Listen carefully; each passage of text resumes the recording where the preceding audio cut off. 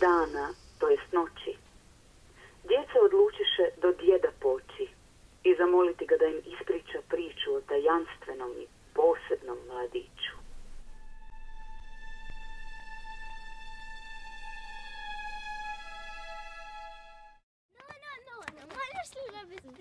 Ma pustite me, vidite da prebiram mrežu, nemojte me sad. Molim te,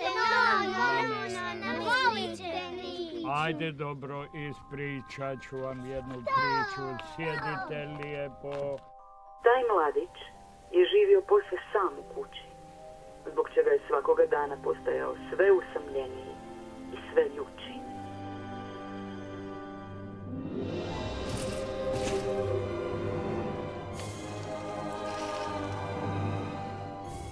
A i ta kuća je bila strašna i jadna, tužna iznutra i prilično hladna.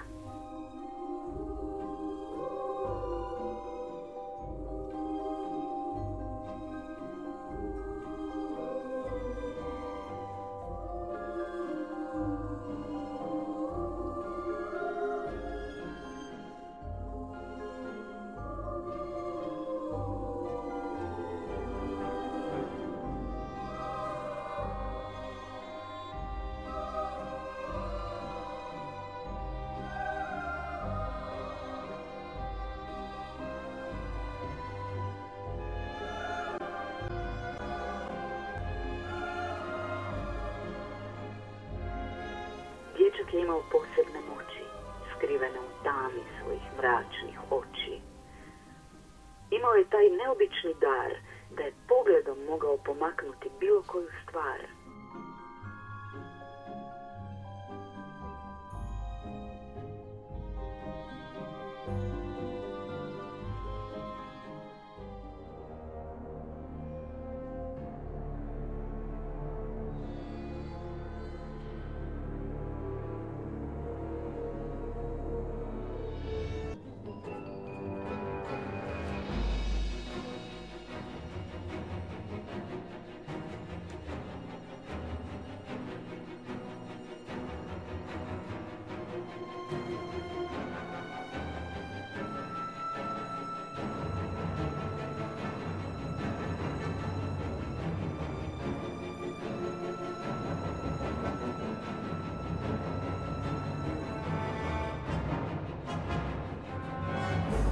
Tako je iz dosade i zahvaljujući zloći djeci ukrao loptu pomoću svojih moći.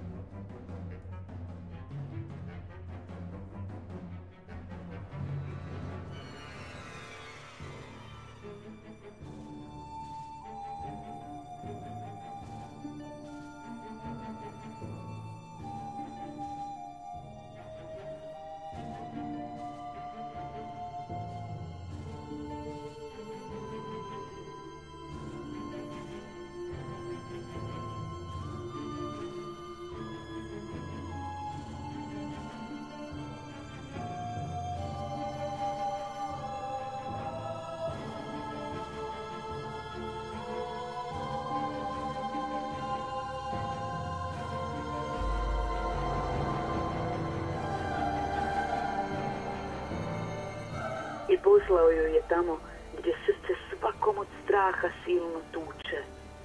Poslao ju je do svoje jezive kuće.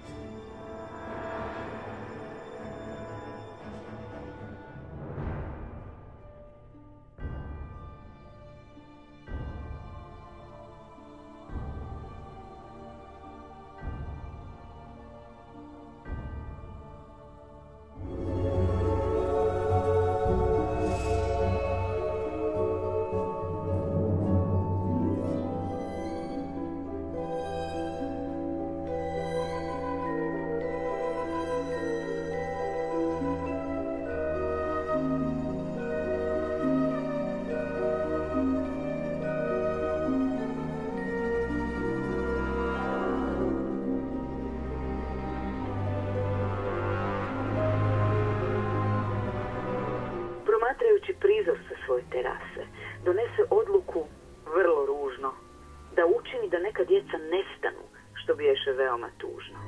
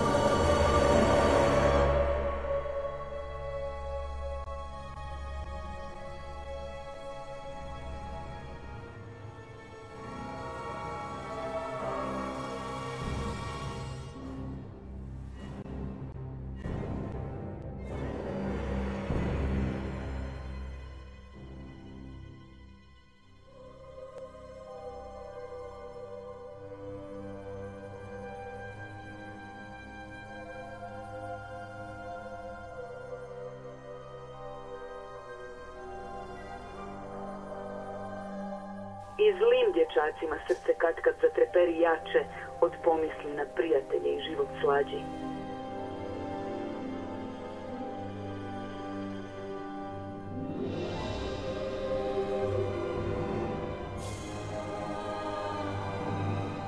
No, samo na kratko, jer već sljedećeg trenutka pretvori svu djecu u mačke, što su izlazile iz svakog kutka.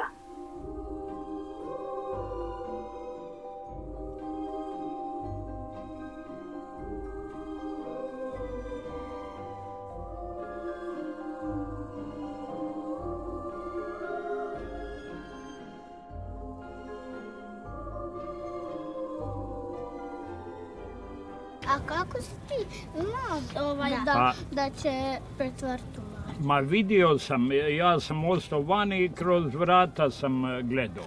Bila su oškrinuta vrata. Eto, tako je to bilo.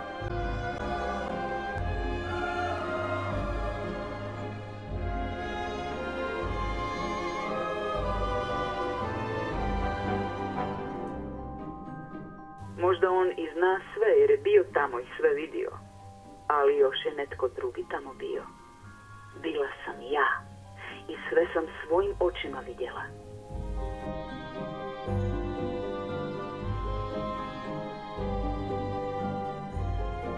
Zato, djeco, a i vi odrasli, čuvajte se šikanskih noći i ponekih tajanstvenih oči. A sad brzo kući treba poći. Sigurnu vam i laku noć.